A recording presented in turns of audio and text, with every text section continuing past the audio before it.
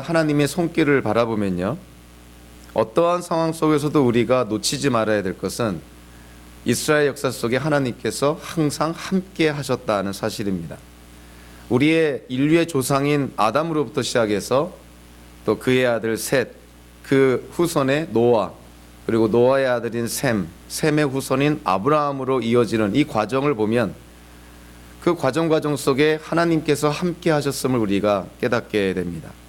아브라함 이후에 이삭과 야곱을 통해 12지파가 형성이 되고 그래서 이스라엘이라는 나라가 마침내 태동하게 되는데요. 그 과정 속에서도 하나님은 이스라엘과 함께 하십니다. 이집트에 가서 430년 종살이 하다가 출애굽하여서 가나안 땅을 정복하고 사사시대를 거쳐 왕정시대, 그리고 북이스라엘과 남유다로 갈라지면서 결국은 아시리아와 바벨론에게 멸망을 당하게 되고요. 70년의 포로 시대를 거쳐서 신구약 중간기에 접어들게 됩니다. 이 모든 과정 속에 하나님께서 함께 하셨음을 이 구약의 이스라엘의 그 역사, 기록을 통해서 우리가 깨닫게 됩니다. 특별히 하나님께서 이스라엘과 언약을 맺으시는데요. 아담과 언약을 맺으시고 노아와 언약을 맺으시고 아브라함과 언약을 맺으시고 모세와 언약을 맺으시고 다윗과 언약을 맺으시고 마침내 예레미야 선지자에게 새 언약을 주시게 됩니다.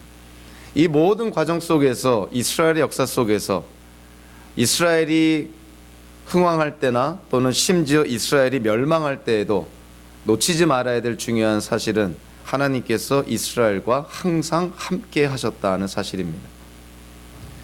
이사야 선지자가 마침내 하나님의 계시를 통해서 예언을 합니다. 이사야서 7장 14절에 이 땅에 다윗 왕실에 한 아들이 태어날 터인데 처녀가, 이 마태는 이 부분을 동정녀라고 그렇게 이해를 했고요. 동정녀가 잉태하여서 아들을 낳을 것인데 그의 이름을 임마누엘이라 할 것이다. 구약의 이스라엘에 역사했던 하나님께서 이 땅에 인간의 몸이 되어서 이 땅에 태어난 사건, 이사야 선지자가 예수님이 태어나시기 전에 700년 전에 예언을 하는 것이죠. 그 예언이 마태복음 1장 21절부터 23절까지 마태가 그것을 기록을 합니다. 마리아가 아들을 낳을 것이니 너는 그 이름을 예수라고 하여라.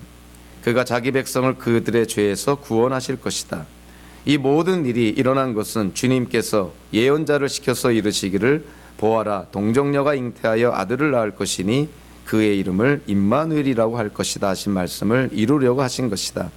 임마누엘은 번역하면 하나님이 우리와 함께 계시다는 뜻이다. 구약의 이스라엘 역사 속에서 하나님이 이스라엘과 많은 경우 보이지 않게 그렇게 이스라엘과 함께 하셨는데요. 예수님께서 이 땅에 오심으로 말미암아 그 구약의 이스라엘에 역사하셨던 하나님이 인간의 몸이 되어서 우리와 함께 하시게 된 사건이 일어나게 된 것입니다. 그것이 바로 예수님의 탄생이었던 것이죠.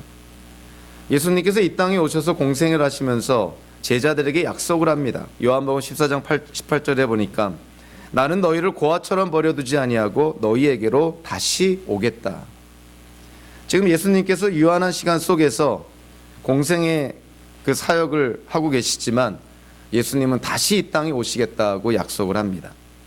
우리가 잘 알고 있는 예수님의 위대한 지상 명령을 보더라도 마태복음 28장 20절에 보니까 예수님께서 감람산에 모여든 제자들에게 이렇게 약속을 합니다. 내가 너에게 명령한 모든 것을 그들에게 가르쳐 지키게 하여라. 보라, 내가 세상 끝날까지 항상 너희와 함께 있을 것이다. 예수님께서 제자들에게 약속을 합니다. 내가 너희와 세상 끝날까지 항상 함께 있을 것이다. 하나님께서 우리와 함께 하신다. 그래서요, 사도 바울이 갈라디아서 2장 20절에서 이렇게 신앙 고백을 합니다. 이제는 살고 있는 것이 내가 아니라 그리스도께서 내 안에서 살고 계십니다. 성령의 강림을 통해서 이제는 우리 안에 계신 성령을 통해서 예수님께서 모든 성도들 안에 지금 살고 계시다는 고백인 것이죠. 그래서 빌립보서 1장 23절에서 사도 바울이 또 이같이 고백을 합니다. 나는 이 둘 사이에 끼어 있습니다. 내가 원하는 것은 세상을 떠나서 그리스도와 함께 있는 것입니다. 믿는 자들이 이 세상을 떠나면 성경을 통해서 우리에게 분명하게 약속하는 것은, 사도 바울이 확신했던 것은 우리가 예수님과 함께 한다는 사실입니다. 구약의 이스라엘과 함께 했던 그 하나님께서 인간의 몸이 되어 우리와 함께한 사건이 성탄절, 즉 성육신 사건이었던 것이고요. 예수님께서 우리에게 약속을 했던 것이죠. 내가 너희와 세상 끝날까지 함께 하리라. 그 예수님의 약속이 성령 강림이라는 사건을 통해서 이제는 성령의 하나님을 통해 모든 성도들의 심령 속에, 마음 속에 예수님께서 거하신다는 것입니다. 그리고 서로 우리가 예수님 오시기 전에 이 땅을 떠나서 죽는다 하더라도 우리는 분명 예수님과 함께 한다는 것이 성경의 약속이고, 그것이 초대교회 사도들의 확신이었던 것이죠. 우리 인생의 최고의 축복이 과연 무엇일까 생각을 하면요, 그것은 믿는 자들에게 주어진 하나님의 최고의 그런 선물, 축복은 하나님이 우리와 함께 하신다는 사실입니다.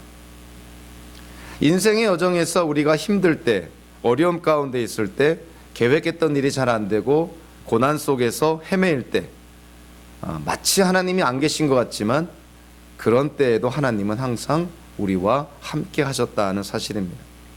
우리가 성공하고 무엇인가를 이루고 성취했을 때에만 하나님이 우리와 함께해서 어떤 놀라운 일을 이루신 것이 아니라, 서로 우리가 실패하고 어려움 가운데 있는다 하더라도 그때에도 하나님은 우리와 함께 하셨다는 사실입니다. 다윗이 형통했기 때문에 하나님이 함께 했다는 것이 아니라, 다윗은 어려운 과정 속에서도 광야에서 사울의 협박을 피해서 도망 다닐 때에도 하나님은 다윗과 함께 했고요. 오늘 본문에서 다윗이 형통할 때에도 하나님은 다윗과 함께 했다는 사실입니다. 우리가 형통할 때에도, 서로 우리가 어려움 가운데 있을 때에도 하나님은 우리와 함께 하셨다는 사실입니다. 그것이 다윗이 이 땅에서 누렸던 최고의 축복이고, 저와 여러분들이 지금 이 땅에서 누리는 축복이고, 앞으로 오는 세상에서 하나님 안에서 누릴 최고의 축복이 하나님과 영원히 함께 한다는 사실인 것입니다. 그래서요, 오늘 보면 바로 앞절에 나와 있는 사무엘기하 5장 10절에 보니까 다윗이 형통한 비결을 이렇게 언급을 합니다. 만군의 주 하나님이 다윗과 함께 계심으로 다윗이 점점 강대해졌다. 다윗이 점점 강대해졌던 이유가 뭐냐면, 하나님이 다윗과 함께 했기 때문이라는 사실입니다. 물론 다윗도 노력을 했고 땀을 흘렸고 피를 흘려 싸우기도 했지만, 궁극적으로 다윗이 형통했던 이유는 하나님이 다윗과 함께 했기 때문이었다는 사실이죠. 자, 오늘 본문은 크게 세 가지 사건을 우리에게 제시하고 있는데요, 이 세 가지 사건이 다 다윗의 형통함을 증거하는 사건입니다. 어떤 의미로 보면 다윗의 왕권이 이제 자리를 잡고 뿌리를 내려가는, 다윗이 이제는 왕으로서, 이스라엘 통일 왕국의 왕으로서 이제 자기의 위치를, 자리를 잡아가는 어떤 그러한 과정 속에 일어난 사건인데요, 세 개의 사건이 이와 같이 되어 있습니다. 첫 번째는 이 지중해 연안 그 이스라엘 북쪽에 위치한 두로라는 나라와 어떤 그 외교적인 그런 관계에 대한 내용이고, 둘째는 다윗의 집안에 대한 내용이고, 셋째는 항상 이스라엘에게 옆구리에 그런 가시와 같은 그러한 어떤 그 대상이었던 블레셋과의 전쟁에 대한 내용입니다. 그래서 이 세 가지 사건을 통해서 다윗이 어떻게 형통함을 이루게 되었고, 또 다윗이 어떻게 그 이스라엘의 통일 왕국의 왕으로서 자리를 잡아가는지를 오늘 본문은 우리에게 잘 말해주고 있습니다. 다윗이 이스라엘의 통일 왕국의 왕으로 세워졌을 때요, 그 당시의 근동의 정세는 평온한 때였다는 것이 역사적으로 판명이 됩니다. 남쪽에서는 이스라엘의 26대 왕조가 몰락을 했고요, 북쪽에서는 아시리아가 이제 제국으로 탄생하기 위해서 막 태동되는 어떤 그런 진통을 겪던 시대였습니다. 그러니까 이스라엘의 남쪽에 있는 이집트나 북쪽에 있는 아시리아가 이스라엘의 위협이 되지 못했던 그러한 때였다는 것이죠. 그러니까 그러한 어떤 국제 정세 속에서 다윗이 이스라엘의 통일 왕국의 왕이 되어서 자리를 잡고 뿌리를 내리게 되었다는 것이죠. 우리 이런 국제 정세를 바라보면요, 참 다윗이 운이 좋은 사람이 아닌가 이렇게 생각할 수 있습니다. 운 좋은 때 태어나서 북쪽의 악시리아와 남쪽의 이집트의 위협을 받지 않은 상태에서 이스라엘이 통일 왕국으로서 자리를 잡아가게 됐던 것, 다 운이 좋은 것 아닌가, 이렇게 생각할 수 있습니다. 그러나 역사는 결코 운으로 되는 것이 아니죠. 히스토리라는 이 역사를 가리키는 단어를 이렇게 나누면 his, 그의 스토리, 이야기입니다. 하나님의 이야기인 것이죠. 역사는 결코 우연히 요행으로 이루어지는 것이 아니라, 사람의 계획으로 되어지는 것이 아니라 하나님께서 역사를 이끌어 가신다는 것입니다. 우리가 역사를 바라보는 관점을 사관이라 그러죠.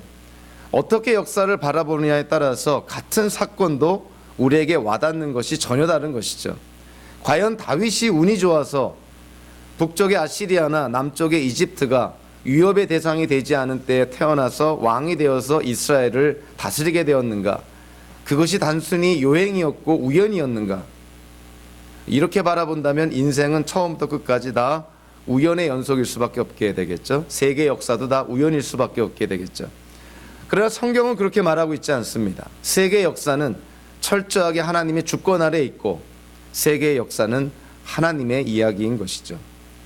하나님께서 국제 정세까지도 지금 다스리고 있다는 것을 보게 됩니다. 하나님이 다윗에게 약속한 것을 이루고 성취하기 위해서 국제 정세까지도 하나님이 지금 잘 손으로 매만져서 준비시켜서 다윗이 이스라엘의 왕이 되어 이제 이스라엘 통일 왕국의 진정한 왕으로 자리 잡도록 그렇게 하나님께서 은혜 가운데 역사하신 것이죠. 자, 그러한 상황 속에서요, 오늘 보면 11절에 보니까 그 이스라엘의 북쪽에 있는 시돈, 두로, 이 지중해 연변에 있는 이 두로라는 나라의 히람이라는 사람이 등장하게 됩니다. 이 두로 왕 히람은 다윗 시대뿐만이 아니고 다윗의 그 다음 왕인 솔로몬 때도 이 히람이 등장을 하죠. 그래서 이 두로 왕 히람이 다윗에게는 궁전을 지어주고요, 솔로몬 왕에게는 하나님의 성전을 지어주는데 도움을 줍니다. 근데 오늘 11절에 보니까 두로 왕 히람이 다윗에게 사절단을 보냈다는 것이죠.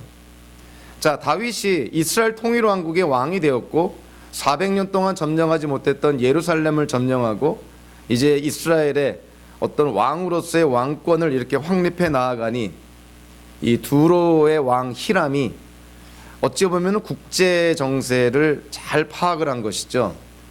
좀 세상적으로 표현하면 좀 눈치가 빠른 사람이었던 것이죠. 아, 이제는 다윗이 이 가나안 땅, 팔레스타인 땅을 다스리겠구나. 굉장히 그 정치적인 감각이 뛰어났던 사람으로 보입니다. 다윗의 치세 초기에 아직 영토도 많이 확장되지 않았고요, 아직도 블레셋이 그 이스라엘 영토 깊숙이 지금 자리 잡고 있는 그런 때에 두로 왕이 다윗에게 먼저 사절단을 보내어서 필요한 것들을 공급을 합니다. 백향목, 목수, 석수를 보내어서 다윗에게 궁전을 지어주겠다, 이렇게 제안을 한 것이죠. 다윗이 요청한 것도 아닌데 이 두로 왕 히람이 국제 정세를 파악을 하고 다윗의 인물됨을 보고 그렇게 사절단을 파견한 것입니다. 성경에 백향목이라는 단어가 많이 나오는데요, 백향목은 그 당시에 최고의 그런 어떤 자재였다는 것을 우리가 알 수 있습니다. 이 백향목은 3000년 동안이나 살 수도 있고 40m까지 자라기도 하고요, 아름다운 나뭇결, 좋은 향, 그리고 견고함 때문에 왕궁이나 신전을 지을 때 이 백향목이 사용이 되었다는 것이죠. 그래서 이 두로 왕 히람이 이 다윗에게 선물을 할 때 백향목을 선물한 것입니다. 그 당시에 최고의 선물이었던 것이죠. 그리고 이 최고의 자재, 최고의 목재인 백향목을 가지고 다윗의 왕궁을 지어주겠다, 이렇게 지금 두로 왕 히람이 사절단을 파견하여 제안한 것입니다. 국제 정세를 하나님께서 하나님의 주권과 섭리 속에서 다스리고 있다는 것을 이러한 부분을 통해서도 우리가 간접적으로 깨닫게 되는 것이죠.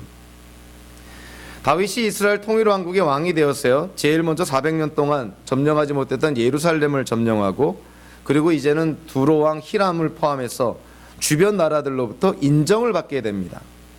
나라가 안정을 찾고 견고해지니까 주변 나라들로부터 인정을 받는 것이죠.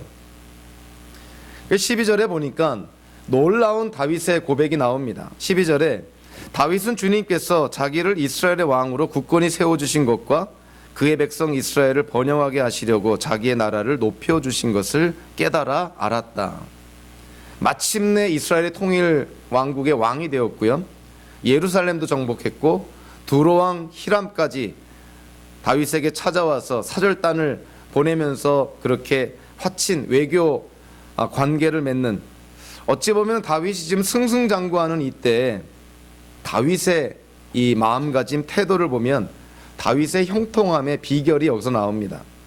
우리가 승승장구하고요, 모든 일이 우리의 계획대로 잘 풀려질 때 우리는 하나님께 영광을 돌리기보다는 우리 자신이 잘했다고 생각하는 경향이 우리의 죄성 가운데 팽배해져 있는 것을 우리가 인정하지 않을 수가 없는 것이죠.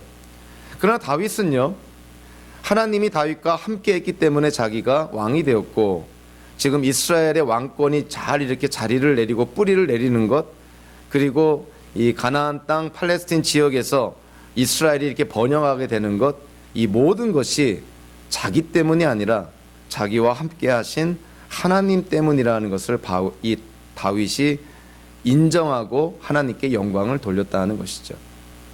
하나님 때문에 어떠한 일이 이루어지고 성취가 됐을 때 하나님께 영광을 돌리는 것이 하나님의 백성으로서 당연한 도리인데, 많은 하나님의 백성, 현대 기독교인들이 일이 잘 되고 또 계획한 일을 이루고 성취했을 때 하나님께 영광을 돌리지 않는 그런 배은망덕한 그러한 모습들도 우리는 많이 목격하게 됩니다. 아니, 우리가 사실은 그러한 어떤 배은망덕의 죄를 짓는 경우가 많이 있는 것이죠. 그래서 성경에서는요, 교만이 모든 패망의 원인, 선봉이라고 이렇게 말합니다. 교만이라는 것은 하나님께 마땅히 돌아가야 될 영광을 가로채는 그러한 죄악된 행위인 것이죠. 우리 인생살이에 있어서 우리가 반드시 알아야 될 한 가지, 그것이 뭐냐면 우리의 인생 속에서 우리가 이루고 성취하는 것이 무엇이든 간에 그 모든 것이 다 하나님 때문이라는 것을 우리가 인정해야 된다는 것입니다. 그것이 하나님을 믿는, 그것이 하나님께 택함 받아 하나님의 자녀가 된 자들의 당연한 도리라는 것이죠. 우리가 서로 잘 나가고 있다 하더라도, 돈을 좀 만지고 있다 하더라도, 세상에 어떤 고지에 올라섰다 하더라도 우리 자신을 자랑할 것이 아니라 우리를 그 자리에 있게 하신 하나님을 자랑하는 것이 성도의 도리라는 것입니다. 그래서 모세가요, 요단강을 건너기 전 모압강에서 출애굽한 이스라엘 백성이 모여 있을 때 세 번의 설교를 통해서 하나님의 율법을 다시 설명해 주는데 그것을 기록한 것이 신명기입니다. 신명기 8장 11절부터 20절에 보니까 이 모세가 이스라엘 백성에게 경고한 것이 하나 있습니다. 그 경고한 것이 뭐냐면, 여러분들이 가나안 땅에 들어가서 이제 자리를 잡고 경제적으로 번성하고 정치적으로 안정이 되고 군사적으로 강국이 되고 외교적으로 다른 모든 나라들과 화친을 맺는 정말 부귀영화를 누리게 될 때 여러분들이 결코 잊어서는 안 되는 일이 있습니다. 그것은 뭐냐면 그 모든 일이 다 하나님으로 말미암았다는 사실을 꼭 기억해야 됩니다. 모세는 이 이스라엘 백성이 가나안 땅에 들어가기도 전에 이미 경고를 합니다. 여러분이 잘 됐을 때 결코 하나님을 잊어서는 안 됩니다. 예레미야 선지자도요, 하나님의 말씀을 대언합니다. 자랑을 하려거든 하나님을 자랑해라. 하나님의 지혜를 자랑하고 하나님의 긍휼과 공평과 공의를 자랑해라. 그래서 이 예레미야서의 말씀을 그대로 인용을 해서 사도 바울이 고린도전서 1장 31절에서 고린도 교회 성도들에게 이와 같이 강조를 합니다. 그것은 성경에 기록되어 있는 바 누구든지 자랑하려거든 주님을 자랑하라 한 대로 되게 하시려는 것입니다. 저와 여러분들이 무언가 자랑할 것이 있다면 살다 보면 자랑하고 싶은 것이 왜 없겠습니까? 자랑하고 싶은 것이 있으면 하나님을 자랑해야 된다는 것이죠. 나를 자랑할 것이 아니라, 부모를 자랑할 것이 아니라, 배우자를 자랑할 것이 아니라, 자식을 자랑할 것이 아니라, 이 모든 것을 있게 하신 하나님께 먼저 영광을 돌리는, 하나님을 자랑하는 그러한 마음 자세가 우리에게 있어야 된다는 것이죠. 그래서 우리가 어려울 때, 고난 가운데 있을 때는 영적으로 보면 별로 문제가 되질 않습니다. 왜냐하면 어렵고 힘든 상황 속에서 우리는 하나님을 더욱 간절히 찾고요. 말씀을 볼 때마다 은혜가 되고 예배를 드릴 때마다 감격에 적게 되는 것이죠. 그러나 우리가 영적으로 후퇴하고 영적으로 실족할 때가 언제냐면 세상 일이 잘 될 때입니다. 부족한 게 없을 때죠. 마치 하나님이 없어도 잘 살 수 있을 것 같은 어떤 그러한 상황 속에 우리가 놓일 때 하나님을 잊어먹고 하나님을 자랑하는 것이 아니라 자기를 자랑하는 배은망덕의 죄를 짓게 되는 것이죠. 우리가 잘 됐을 때 우리의 모습이, 우리가 잘 됐을 때 우리의 태도가 실제로 우리가 누구인지를 보여줍니다. 저와 여러분들이 무엇인가 잘 됐을 때, 무엇인가를 이루고 성취했을 때 하나님께 영광을 돌리지 않고 세상의 박수갈채, 환호, 그 모든 것을 내가 다 받아 누린다면 인생의 주인은 하나님이 아니라 우리 자신이 인생의 주인이었다는 것을 증명하는 그런 꼴이 되는 것이죠. 저와 여러분들이 잘 됐을 때 꼭 기억해야 됩니다. 다윗이 잘 됐을 때, 다윗이 승승장구했을 때, 다윗이 형통할 때 그는 깨달아 알았던 것이죠. 이 모든 것이 하나님 때문이었다는 것을 다윗은 확신했고 그리고 분명히 깨달아 알았다. 이렇게 성경은 기록을 하고 있습니다. 저와 여러분들의 인생도 마찬가지인 것이죠. 우리가 잘 됐을 때 반드시 깨달아야 됩니다. 아, 이 모든 것이 하나님 때문이구나. 내가 지금 이 자리에 이 모습으로 살 수 있는 것 하나님 때문이었구나. 이거를 우리가 기억하면서 인정하면서 그렇게 산다면 그것이 우리 인생의 형통함의 비결이 되는 것이죠. 다윗이 어떻게 형통함을 이루게 되었는가? 이 두로와 같은 나라와 성공적인 외교 관계를 맺는 것, 그것이 외치라고 한다면 국내 정세도 있는 것이죠. 가장 궁극적인 국내 정서라고 한다면 당연히 다윗 그 자신의 집안을 볼 수가 있는 것이죠. 13절부터 16절까지 이 사무엘기 저자가 다윗이 예루살렘에 올라와서 낳은 아들들을 언급을 합니다. 자, 우리는요 사무엘기 하 3장 1절 한번 보시면 사무엘기 하 3장 1절에서 사울 지방과 다윗 지방 간의 전쟁이 오래 계속되었다 그랬는데 다윗 집안은 점점 강해지고 사울 집안은 점점 약해졌다 이렇게 말합니다. 그리고 나서 사무엘기 저자가 다윗의 집안이 강해졌다는 증거로 언급된 것이 뭐냐면 이 사무엘기하 3장 2절부터 5절까지 다윗이 헤브론에서 나온 6명의 아들을 언급을 합니다. 그러니까 다윗 집안이 강해졌다는 것을 다윗이 이렇게 6명의 아들을 낳았다는 것으로 이렇게 표시를 하는 것이죠. 자, 오늘 본문도 마찬가지인 것이죠. 자, 오늘 본문도 다윗이 형통하게 된 것을 사무엘기 저자가 또 무엇을 통해서 지금 증거로 제시하고 있냐면 13절부터 16절까지 다윗이 예루살렘에 와서 낳은 아들들을 거명을 합니다. 헤브론에서는 6명의 아들을 낳았는데요, 예루살렘에서는 11명의 아들을 낳습니다. 그만큼 다윗의 집안이 지금 번성해 가고 있다는 것이죠. 사무엘기 저자는 다윗이 외교적인 문제뿐만이 아니고 지금 국내 정세에서도 특별히 왕실, 다윗의 왕권이 지금 번성해 가고 있다는 것을 이렇게 자식들의 이름을 거명을 하면서 이 사무엘기 저자가 하나의 증거로 제시하고 있는 것이죠. 이 예루살렘에서 낳은 아들들 가운데서요, 앞으로 성경에서 나올 언급되는 아들은 딱 2사람밖에 없습니다. 다윗의 10번째 아들인 솔로몬이 언급이 되겠죠. 솔로몬이 다윗의 뒤를 이어서 이스라엘 통일왕국의 3번째 왕이 되니까요. 자, 그리고 신약 성경에서 딱 한 번 언급되는 다윗의 아들의 이름이 있습니다. 이 11명의 아들 가운데서 솔로몬 빼고 유일하게 성경에서, 특별히 신약 성경에서 한 번 이름이 언급되는 다윗의 아들이 있는데 그 아들의 이름이 뭐냐면은 바로 나단이라는 아들입니다. 14절에 보니까 삼무아와 소밥과 나단과 솔로몬과 이렇게 되어 있죠. 그래서 이 예루살렘에서 나온 11명의 아들 가운데서 이 나단이라는 이름이 신약 성경에서 등장을 합니다. 자, 어디서 등장을 할까요? 이 나단이라는 이름이.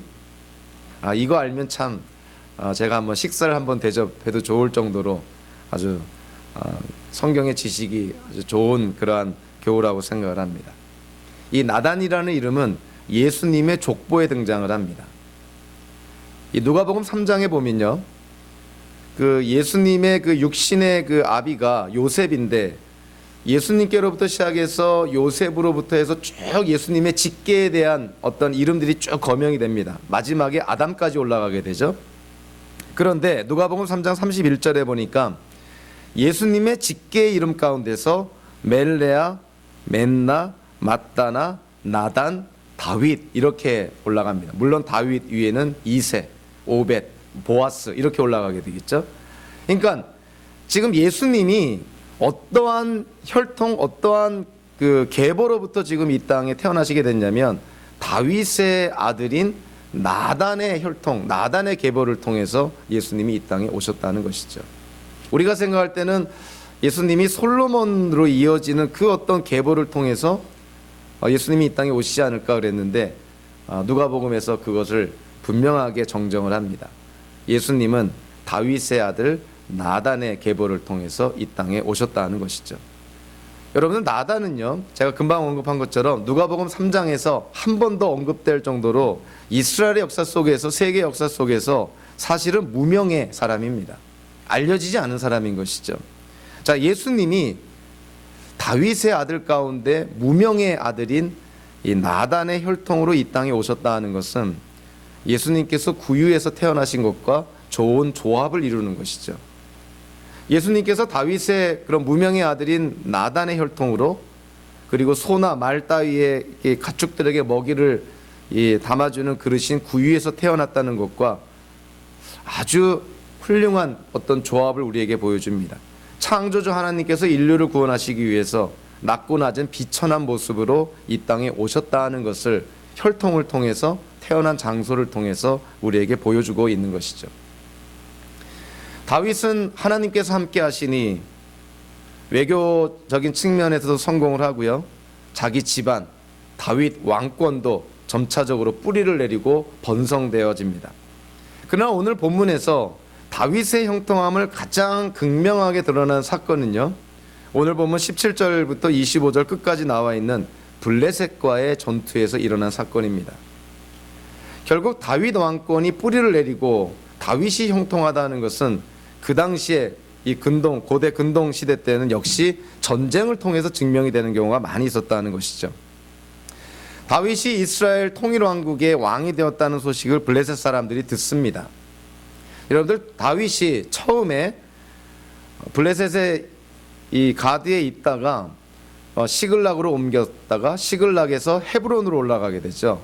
헤브론으로 올라가서 이 이스라엘의 12지파 가운데서 한 개의 지파인 유다 지파의 왕이 됩니다. 유다 지파의 왕으로서 헤브론에서 이 다윗이 유다 지파를 통치하게 되는 것이죠. 자, 그리고 나서 나머지 11개 지파로 구성된 북쪽 이스라엘 왕국과 이 남쪽 유다 왕국 간의 전쟁이 7년 반 동안 이루어졌던 것이죠. 어찌 보면은 사울 집안 이스보셋의 군대와 이 다윗 집안 이 남쪽 유다 군대가 내란을 지금 겪고 있는 것이죠. 자, 블레셋 사람들 입장에서 보면요, 지금 북쪽과 남쪽 같은 동족 간에 어찌 보면 동족 살상의 그런 어떤 내란을 7년 반 동안 하고 있으니까 블레셋 사람들은 끼어들 필요가 없는 것이죠. 자기네들끼리 찌르고 베고 죽이고 피 흘리는 그런 내란을 겪고 있으니까 블레셋 사람들은 간섭할 이유가 없는 것입니다. 그래서 7년 반 동안요, 블레셋 사람들이 이스라엘 역사 속에 간섭하지 않습니다. 자기네들끼리 치고받고 싸우고 피 흘리고 서로 죽이고 죽임을 당하는 그런 어떤 내란을 겪고 있으니까 블레셋 사람들을 구경이나 하면서 고소해 하고 있는 것이죠. 자, 그런데 상황이 바뀝니다. 이제는 북쪽과 남쪽, 북이스라엘과 남유다가 통일왕국이 되는데 그 통일왕국의 왕으로 다윗이 등극하게 되는 것이죠. 다윗이 통일왕국의 왕이 되자마자 이룬 성과가 뭡니까? 블레셋 군대도 점령하지 못했던 예루살렘 성을 다윗이 점령해버린 것이죠. 블레셋 군대에게는, 블레셋 족속에게는 위기감이 지금 드는 것이죠. 저 다윗이 이스라엘의 통일왕국의 왕이 된 것만으로도 우리에게 어떤 위협이 되는데 예루살렘까지 점령한 거 보니까 저 다윗이 계속 이스라엘의 왕으로 있다가는 블레셋이 좋지 않겠다는 생각이 든 것이죠. 실제로 블레셋이 가장 어찌 보면 상대하기 어려웠던 사람은 다윗입니다. 다윗은 한 번도 전쟁에서 패한 적이 없죠.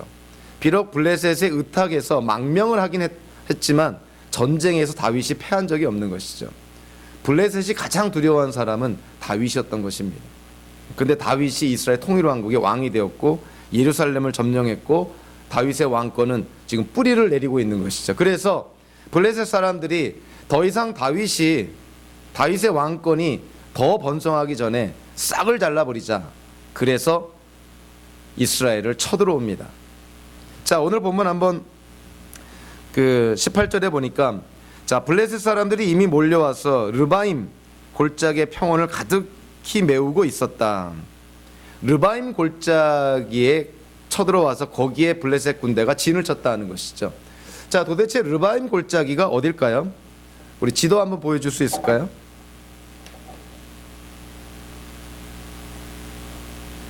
한번 좀 확대해 주시면 감사하겠습니다. 자, 여기 서클이요. 이 서클이 이게 예루살렘입니다. 그리고 이 르바임 골짜기가 여기인 것이죠. 그래서 지금 그 블레셋 군대가 이쪽 그 르바임 골짜기 서쪽 이쪽은 다 지금 그 블레셋 군대가 차지하고 있었던 것이죠. 자, 그러니까 지금 블레셋 군대가 르바임 골짜기에 들어와서 지금 다윗을 공격한 것이 이스라엘 왕국으로 보면은 딱 중간 부분인 것이죠. 허리 부분을 지금 공격한 것이죠.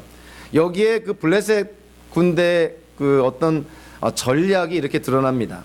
여러분들 허리를 공격해서 만약에 그 전쟁에서 블레셋 군대가 이기게 된다면 어떻게 될까요? 북쪽은 지금 남쪽 그 유다 왕국의 왕이었던 다윗에게 어찌 보면은 항복을 해서 마침내 12개의 지파가 하나의 통일 왕국을 이루었는데, 만약에 블레셋 군대가 이 예루살렘 이쪽을 공격해서 만약에 다윗이 전쟁에서 진다면 남북은 분리가 될 것이고요. 북쪽 지파 사람들도 다윗을 과연 왕으로 섬길 수 있을까, 이런 회의가 될 것입니다. 이거는 그냥 영토 확장을 위한 전쟁이 아니라 이스라엘의 생존이 걸린 전쟁이었던 것이죠. 만약에 여기서 다윗이 전쟁에서 진다면 이스라엘의 통일 왕국의 존립 자체가 위기에 빠지게 되는 것이죠. 그래서 이 전쟁은 굉장히 중요했던 전쟁이었고, 다윗이 이스라엘 통일 왕국의 왕이 된 이후로 최고의 위기를 맞은 것입니다. 그리고 군사적으로나 전략적으로 봤을 때 블레셋 군대는 이스라엘 군대보다 압도적으로 위에 있었죠. 그러니까 사무엘기 저자가 이 블레셋 군대가 이 르바임 골짜기에 가득 메웠다, 이렇게 표현하는 것이죠. 그러니까 이 군사적 어떤 그 전력적으로 보면은 이 이스라엘 군대가 블레셋 군대와 사실은 전면전을 펴서는 안 되는 그런 상황에 절대적인 열세에 놓여 있었다는 것을 깨닫게 되는 것이죠. 한 가지 17절을 보면서 우리가 좀 눈여겨봐야 될 부분이 있는데요. 17절에 보니까 다윗이 기름 부음을 받아 이스라엘의 왕이 되었다는 소식을 블레셋 사람이 듣고 온 블레셋 사람이 다윗을 잡으려고 올라왔다, 이렇게 표현하고 있습니다. 새 번역에서는 잡으려고 이렇게 번역을 했지만 개역개정에서는요 찾으러라고 번역을 합니다. 잡으려고 또는 찾으러, 이렇게 번역을 한 것이죠. 자, 이 부분에 그 히브리어 원어를 보니까 르바켓이라는 단어를 사용하고 있는데, 이 르바켓이라는 단어를 문자적으로 이렇게 그 번역을 하면요 여러 가지 의미가 나옵니다. 찾는다는 의미도 나오고 되찾는다는 의미가 나오고요. 그래서 새 번역에서는 다윗을 잡으러 나왔다, 이렇게 번역을 했는데 개역개정에 찾으러 나왔다는 번역이 오히려 히브리어 원어에 더 충실한 그런 번역으로 이해가 됩니다.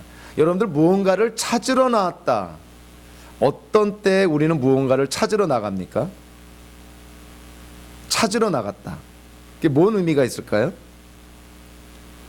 여러분들이 무언가를 찾으러 나갈 때 거기에는 어떠한 전제가 있나요? 내 거를 찾으러 나가는 것이죠. 남의 것은 뺏으러 가는 것이지 찾으러 간다는 표현을 쓰질 않습니다. 지금 새 번역에서는 잡으러 나갔다.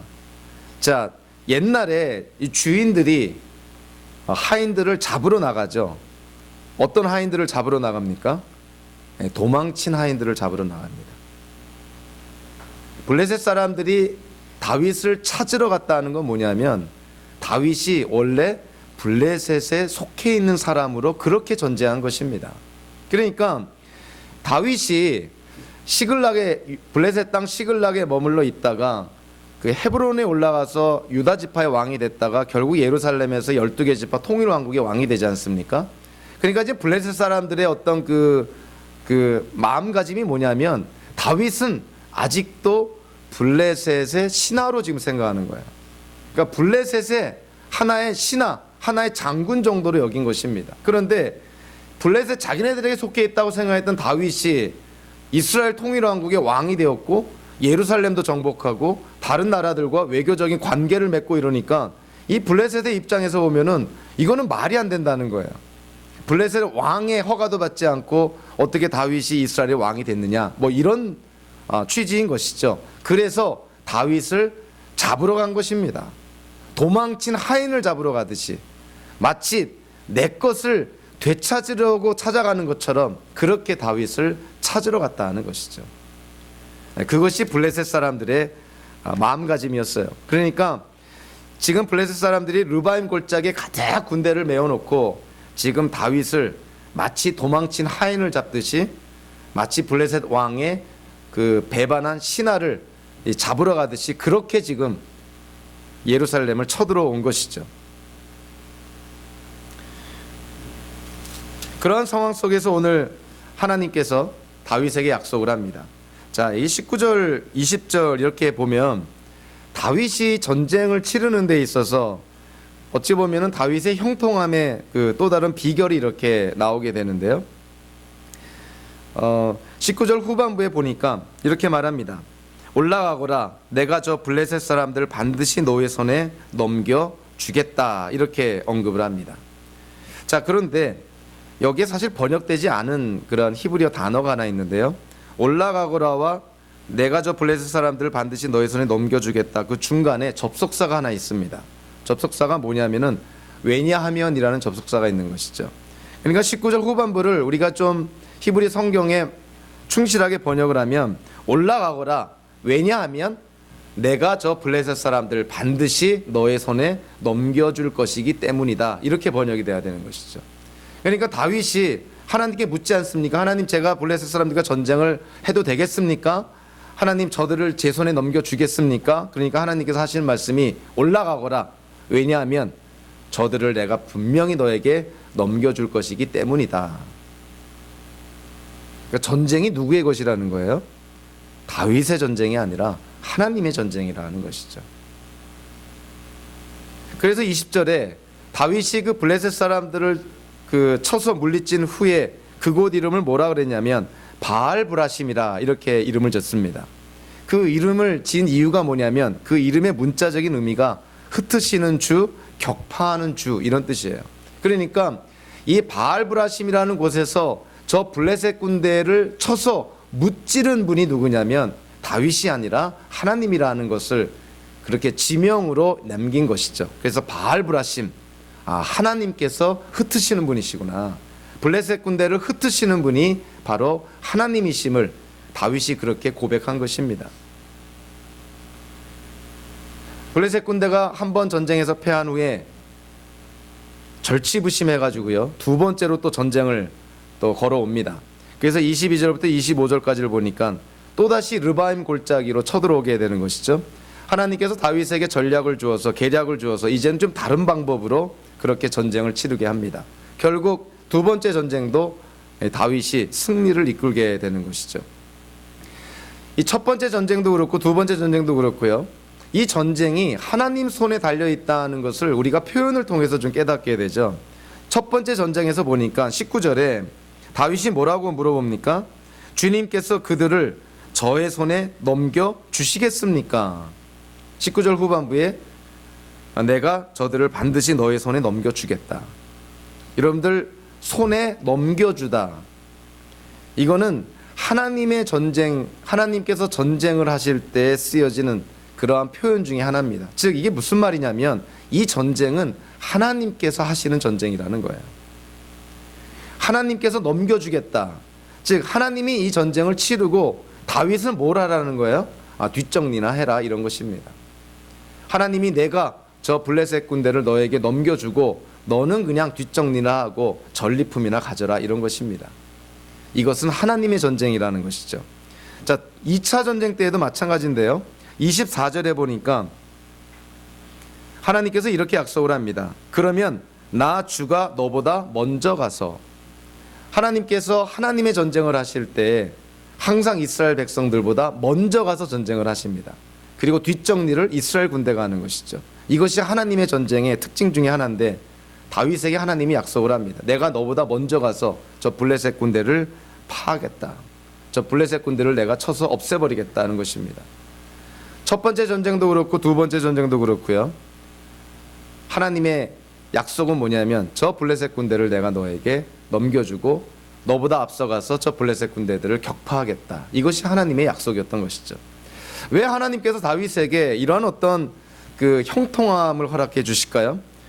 이 블레셋 군대가 다윗 예루살렘을 쳐들어왔을 때, 자, 다윗의 모습을 보면요, 1차 전쟁 때도 그렇고 2차 전쟁 때도 그렇고 공통점이 있습니다. 그 공통점이 뭐냐면 다윗이 하나님께 묻습니다. 하나님, 전쟁을 해도 될까요? 그리고 어떻게 전쟁을 해야 될까요? 하나님께 묻습니다. 그리고 하나님께서 대답을 하시죠. 다윗이 듣습니다. 다윗이 듣고 하나님께서 말씀한 대로 순종을 합니다.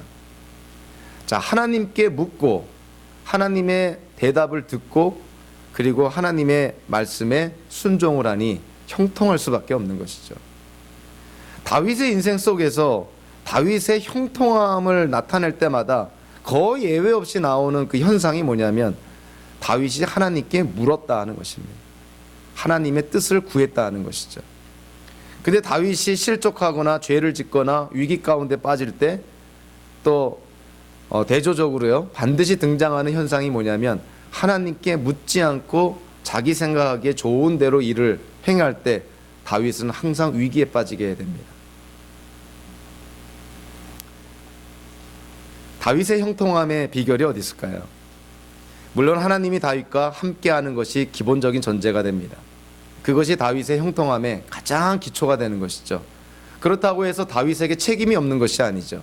다윗의 형통함에 다윗에게 주어진 책임이 뭐냐면 무슨 일을 하든지 간에 하나님께 묻고 듣고 순종했다는 것이죠. 자, 다윗이 그의 삶에, 그의 어떤 블레셋과의 전투에서 승리했던 비결들을 우리가 우리의 삶 속에 적용을 하면 아주 중요한 원리들을 우리가 깨닫게 됩니다. 자, 다윗이 승승장구할 때 다윗에게서 배울 수 있었던 게 뭐냐면 다윗은 초심을 잃지 않았어요. 하나님께 대한, 하나님과 맺은 관계, 우리 입장에서 우리가 표현한다면 그 예수님의 첫사랑을 기억한 것이죠. 자기가 성공하고 어떠한 그 높은 자리에 오르고 무엇인가를 이루고 성취했을 때에도 다윗이 하나님께 대한 초심을 잃지 않습니다. 자, 저와 여러분들도 마찬가지가 되어야 될 텐데요. 우리가 노력하고 애쓰고 그럴 때보다 우리가 어떤 자리에 서서 무엇인가를 이루고 목표를 이루고 성취했을 때 과연 우리가 하나님께 대한 우리의 첫사랑, 초심을 과연 유지할 수 있는가? 그것이 굉장히 중요하다는 것이죠. 여러분들, 저도 그렇지만 여러분들 인생 살면서 초심을 잃지 않으면 그 인생은 참 값진 인생입니다. 관계도 그렇죠. 가정도 그렇죠. 직장도 그렇죠. 우리가 하는 모든 일, 특히 하나님과의 관계 그렇죠. 신앙생활 다 그렇습니다. 초심을 잃지 않으면 그 인생의 열매가 풍성하게 맺는 것이죠. 다윗은 초심을 잃지 않았습니다. 두 번째로 다윗에게서 우리가 배울 수 있는 것, 다윗은 하나님께 물었다는 것이죠. 하나님께 물었다는 것은 자기의 연약함을 인정한다는 것이고 하나님의 하나님 되심을 인정하는 것이죠. 여러분들이 무엇인가를 일을 계획하고 무엇인가를 진행해 나아갈 때 우리는 먼저 무릎 꿇고 하나님께 하나님의 뜻을 구해야 되는 것이죠. 그럴 때 우리의 인생에 형통함이 있습니다.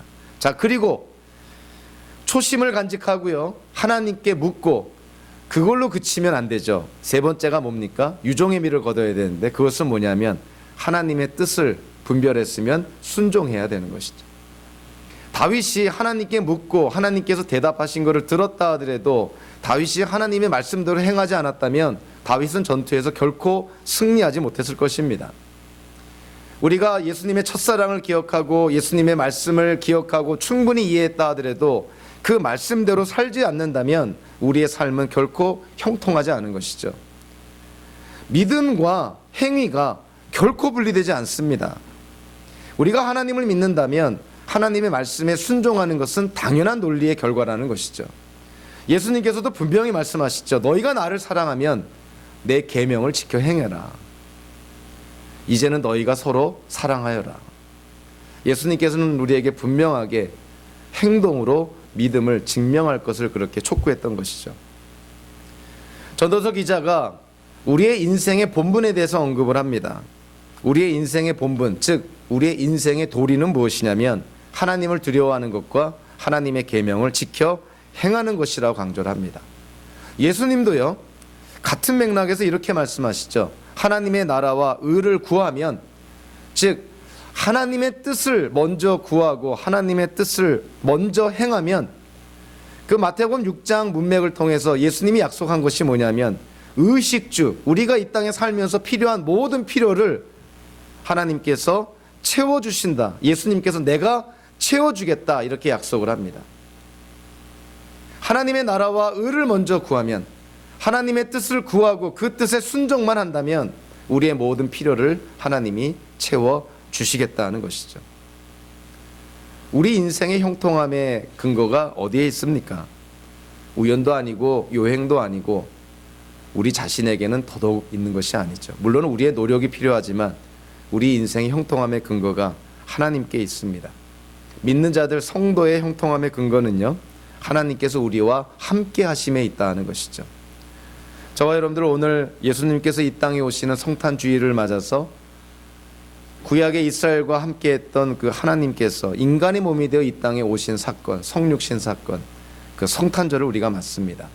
예수님은 우리와 함께 하시기 위해서 이 땅에 오셨고, 우리가 살아있을 때나 죽어서나 예수님이 이 땅에 다시 오신 후 영원토록 예수님은 우리와 영원히 함께 하신다고 약속을 합니다. 우리와 하나님께서 함께 하심이 저와 여러분들의 형통함의 근거가 되는 것을 확인하고 확신하는 그런 모든 성도님들 되시기를 주님의 이름으로 축원합니다. 기도하겠습니다. 사랑과 은혜가 많으신 하나님, 다윗의 인생의 형통함, 그의 삶의 형통함의 근거가 어디에 있습니까? 오로지 하나님께만 있음을 우리가 깨닫게 됩니다. 성도로서, 기독교인으로서, 거듭난 자로서 하나님의 아들, 딸로 이 땅을 살아갈 때 우리의 인생의 형통함의 근거가 어디에 있습니까? 우리가 믿는 예수 그리스도께 있음을 고백을 합니다.